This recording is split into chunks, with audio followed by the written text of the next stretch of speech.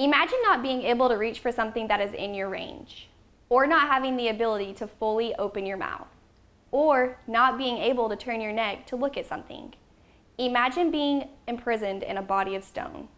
This is what a person with the disease FOP deals with every day. FOP stands for Fibrodysplasia Ossificans Progressiva. It is a rare genetic disease that affects only 1 in 2 million people. There are 800 confirmed cases across the globe and only 285 known cases in the U.S.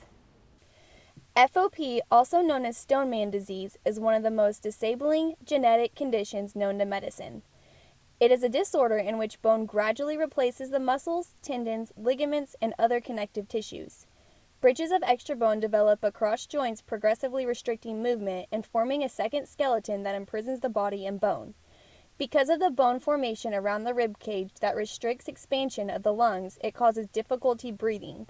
Also, any trauma to the muscles of an individual with FOP, such as a fall, invasive medical procedures, may trigger episodes of muscle swelling and inflammation, also known as flare-ups, followed by more rapid calcification in the injured area.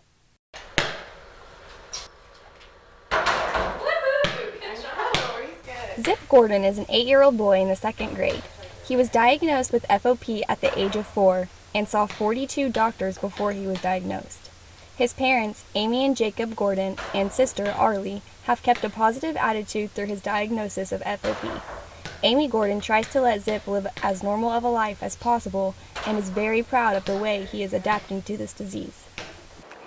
He went through that. The first initial flare-ups lasted about a year and a half. The loss of mobility happened within the first probably 3 months.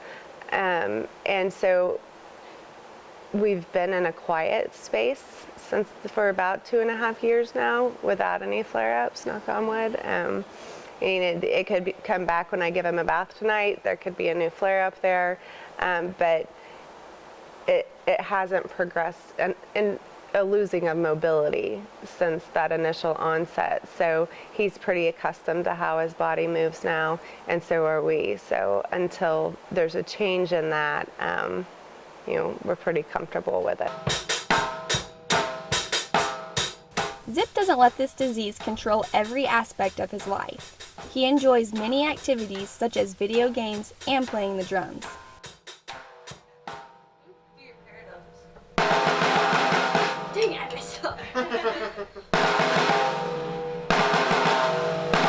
He's very adaptive. He's 8 now, and he knows what he can and can't do. He hasn't lost any mobility since the initial flare-up, thank goodness. So he's found ways to do things, turning on and off light switches, figuring out ways to get his pants up and down to go to the bathroom, how to get in and out of the car, how to get in and out of the bathtub, how to bend down and pick something up. All of those things are things that he's taught himself over time, and he continues to do to make himself fit in and live life normal.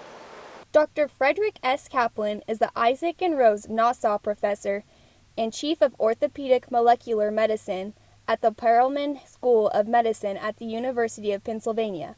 Kaplan is the co-director of the Center for Research in FOP. After speaking with Dr. Kaplan over the phone, he explained the characteristics of the abnormal gene FOP carries. He said the name of the abnormal gene is ACVR1, also known as active receptor 1. It is a single gene in which 1 letter out of 6 billion is damaged and causes the bone growth. The ACVR1 is a protein that sends a signal to the cell to make bone or not make bone. In FOP, the genetic gene is active when it shouldn't be. This abnormal gene is not something that was in the parent's gene. It just occurs at the time of conception. Dr. Kaplan stated that if an individual with FOP does have children, they do have a 50% chance to pass it on to their child. A person with FOP normally starts having symptoms around the age of 2 or 3, but it does vary.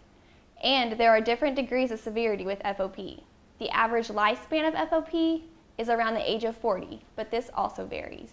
The malformation of the big toes is a major symptom of individuals with FOP. This disease often goes misdiagnosed because many doctors think the flare-ups are symptoms of cancer or another disease. Due to the fact that FOP is so rare, the doctors do not know to look at the malformation of toes as being a symptom of FOP. Probably 18, I'm thinking. Like Oh, look at this one. Remember when he was little? He liked the box more than he liked the toys, didn't he? Yeah, true. Craig and Deborah Frame often reminisce about their son, Jeremy Frame, who passed away about 2 years ago. Such a cute little boy. Yeah, he was. Such a joy. Jeremy was diagnosed with FOP at the age of 3 years old. He had seen about 33 doctors before he was diagnosed. Jeremy's body became progressively worse as he got older, as these pictures show, and this disease eventually led to his death at the age of 24. As a mom, it was difficult because they told me there's no cure. That's difficult to hear. As a mom, you want to fix things. You want to be able to help your child, and for him not to be able to do things that he wants to do, or hurting and frozen. Just as a mom, it was difficult not being able to fix it or know that there was no cure for that. As a dad having a child with FOP, it was extremely difficult because my child couldn't play sports. He couldn't take part in normal activities that children take part in.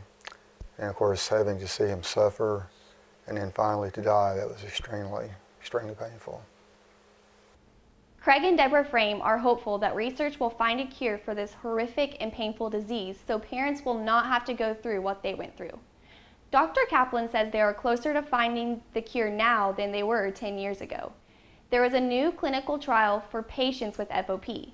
The patients participating in this trial will be randomized to either receive placebo or a drug called palivarotene for 6 weeks at the time of a flare-up, and an additional 6 weeks follow-up. This research breakthrough means there is hope for Zip Gordon and others suffering with FOP.